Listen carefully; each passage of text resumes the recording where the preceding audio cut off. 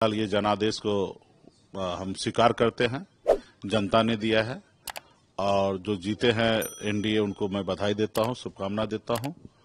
बस उससे आग्रह करता हूं कि जिस नाते आपने वोट लिया है, खास करके हमारी माता बहन को आपने उनको बलगरा के कि आपने 10,000 रुपये का किस्त आपने दिया है और आपने कहा कि हम 1,90,000 रुपये सरकार बनने के बाद हम देंगे, और ये बड़ी संख्या है, 1.5 करोड़ माता बहन है और उन्होंने यही उम्मीद से आपको वोट दिया है। आप सरकार बनने के बाद तुरंत जो दूसरा किस्त है 1,90,000 रुपये जो हर माता बहन के खाता में देने का काम आप करेंगे। और मैं देख रहा हूं कि इसमें माता बहन जो है, खास करके उनका वोट जो है एनडीए के पक्ष में गिरा है, जिसके कारण इतनी बड़ी उनकी सफलता और इतनी बड़ी जीत हो रही है। क्योंकि ये इस तरीके से जीत हम लोग कभी सोचे नहीं थे। चुनाव में हार जीत तो होता है, हम ये रेडी थे कि हमारी सरकार बन भी सकती है, नहीं भी बन सकती है, लेकिन इस तरीके से हमने कभी सोचा नहीं था और हुआ है। तो इसको मैं जनादेश को सम्मान करते हुए मैं स्वीकार करता हूं और आने वाले समय में हम लोग और भी मंथन करेंगे क्या कारण है। अभी फर्स्ट दृष्टिकोण से तो एक ही चीज दिख रहा है कि बिहार के सभी जाति धर्म के माता बहन जो है उन्होंने नीतीश जी पे भरोसा किया, क्योंकि नीतीश जी का अंतिम चुनाव था और 10,000 रुपया उन्होंने टोकन दे दिया। जीविका दीदी के जरिए लोगों तक मैसेज गया है कि आपको 1,90,000 रुपया हम और देंगे। तो खैर वो इस लेके होगा, क्योंकि पैसा का तो बोलबाला हमेशा इस धरती पर रहा है। पहले हमारे लोग, गरीब लोग वोट को बेच देते थे, रात के अंधेरे में पैसे वाले लोग, दबंग लोग चले जाते थे और रात को पैसा बांट कर और जनादेश को चोरी कर लेते थे, विधायक सांसद और राज्य में मंत्री बना लेते थे, सरकार बना लेते थे। हम लोगों ने लोगों को काफी जागरूक किया है, लोग जागरूक हुए हैं। रात को वोट तो नहीं बेच रहे, लेकिन उसको लोगों ने पैटर्न बदल दिया। दिन के उजाले में और अनलीगल काम लीगल तरीके से और राज्य के जनता का ही पैसा और जनता के पास में पैसा दी जा रही है और उसको बताया जा रहा है कि ये चावल मैं अपने घर से दे रहा हूं, ये 10,000 रुपये अपने जेब से दे रहा हूं, और उस नाते लोगों ने वोट कर दिया है। और लोगों का अपनी बेरोजगारी, अपनी हजारों समस्या को नहीं देखकर 10,000 और 1,90,000 के वजह से वोट किए हैं। तो खैर जो भी जनता ने माता बहन ने निर्णय लिया उसको मैं सलाम करता हूं, मेरा उस पर कोई टिक्का टिप्पणी नहीं है। हम लोग जनता के बीच में पुनः फिर से मजबूती से जाएंगे। आज भी उम्मीद है कि जिस तरीके से मैंडेट बीजेपी को आया है, तो क्या ये नीतीश जी के लिए फ्यूचर में सिक्योर है या कई खेल अभी भी बाकी है? नहीं, अभी क्या खेल होना नहीं होना तो वो तो वक्त का बात है, समय की बात है, इस पर हम क्यों टिक्का टिप्पणी करें। हम लोगों का क्या इससे लेना देना है। जो इनके पास बहुमत है वो सोचे, जिनके पास चीजें है। हमारे पास तो कोई बहुमत है नहीं कि हम इसमें इस रोल में रहेंगे। हम तो जनता के साथ खड़ा रहेंगे कि उनके साथ धोखा न हो। अगर 10,000 रुपया आपने दिया है तो 1,90,000 रुपया भी दीजिएगा समय रहते हुए, नहीं तो यही जनता आज हमको घर पे बैठाए हैं, ये जनता फिर आने वाला समय में आपको घर पे बैठाएंगे। आप लोग का जो बेस वोटर था वो भी आप लोग को वोट नहीं किया, जो यादव मुस्लिम ये जो माना जाता था वो लोग भी आपके महागठबंधन को वोट नहीं किया, उसके पीछे क्या? नहीं, इस तरीके से नहीं कह सकते हैं। बेस वोट तो हम लोगों के पास है, उसमें थोड़ी सी बिखराव दिख रही है फर्स्ट दृष्टिकोण से, तो उस पर हम लोग मंथन करेंगे कि वो कहाँ हुआ है।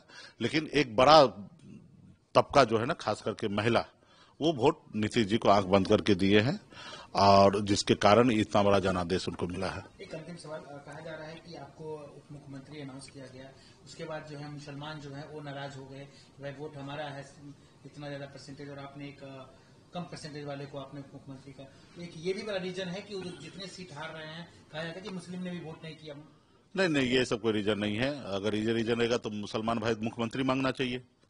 उनके पास तो 18% वोट है, तो मुख्यमंत्री मांगना चाहिए, मुख्यमंत्री के लिए उनको लड़ाई लड़ना चाहिए।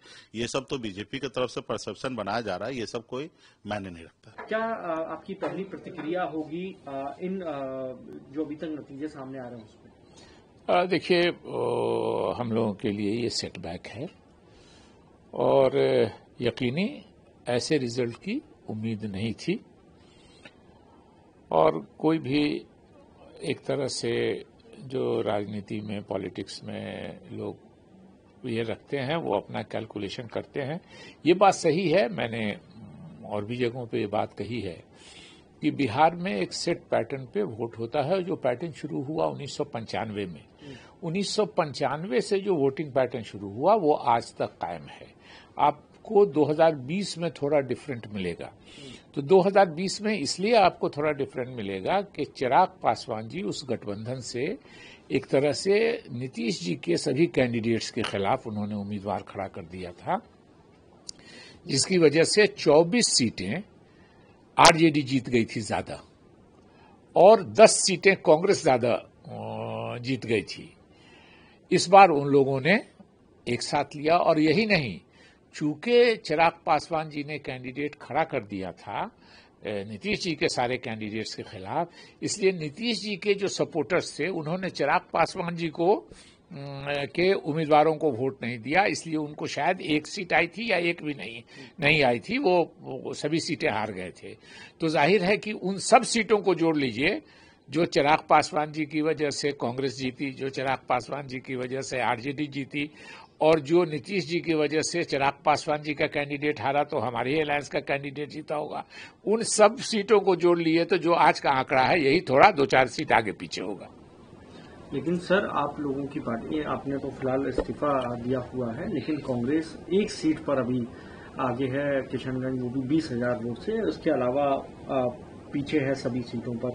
इवन ओवैसी साहब की पार्टी जो है वो 6 सीटों पर जो है अभी तक जीत बनाई हुई है अभी, और आगे की तो ओवैसी साहब से भी आप लोगों की पार्टी एक सीट पर रह गई। तो कहाँ आपको लगता है कि गलती हुई? वोटर अधिकार यात्रा तक निकाली गई, आप लोगों ने चुनाव आयोग पर ऊपर हमला भी किया, उसके बावजूद लोगों ने आपकी बातों को सुना नहीं।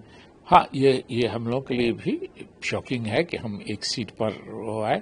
कांग्रेस जब बगैर अलायंस लड़ी थी 2010 में तो हम 4 सीटों पर जीते थे, जिनमें से 3 सीमांचल में जीते थे और एक सदानंद बाबू हमारे पुराने प्रेसिडेंट थे, वो भागलपुर के अलगांव से जीते थे। लेकिन एक सीट पर अलायंस में रह के आरजेडी के साथ हम लोग एक सीट पर आ जाएंगे, इसकी उम्मीद कांग्रेस के बहुत से बड़े मुखालिफ भी जो रहे होंगे उनको भी नहीं होगी।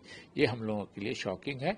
और जहां तक बात इसकी है कि उनकी असदुद्दीन ओवैसी साहब की पार्टी जीती है 6 सीट, तो वहां उनको सीमांचल में लगा होगा, जहां अक्सरियत है। हमको लगता है कि मैंने अभी देखा नहीं है डिटेल, लेकिन लगता है कि ज्यादातर सीटें वो सीमांचल में जीते होंगे। तो वहां मुस्लिम समाज को ये लगा होगा कि हम मजबूती से वो जीत रहे हैं, कांग्रेस के वोट स्प्लिट होने में कहीं कोई तीसरी ताकत नहीं जीत जाए, इसलिए वहां उनको वोट दिया होगा। कहाँ कमियां आपको लगती हैं सर रही? क्या स्टेट लीडरशिप में रही या टॉप लीडरशिप में कमियां रही कि फैसले देरी से हुए? आप तो एक अनुभवी नेता रहे हैं पार्टी में। देखिए, मैं कांग्रेस में तो नहीं हूं, मेरा बोलने का कोई अधिकार नहीं है, लेकिन टिकट डिस्ट्रीब्यूशन के तुरंत बाद कांग्रेस के कई बड़े नेताओं ने प्रेस कॉन्फ्रेंस करके और ये डिमांड की थी और नाम लेके कहा था कि फला ने गलत वजहों से टिकट बांटा है और इल्जाम लगाया था फाइनेंशियल इरेगुलरिटी का और इसका उसका।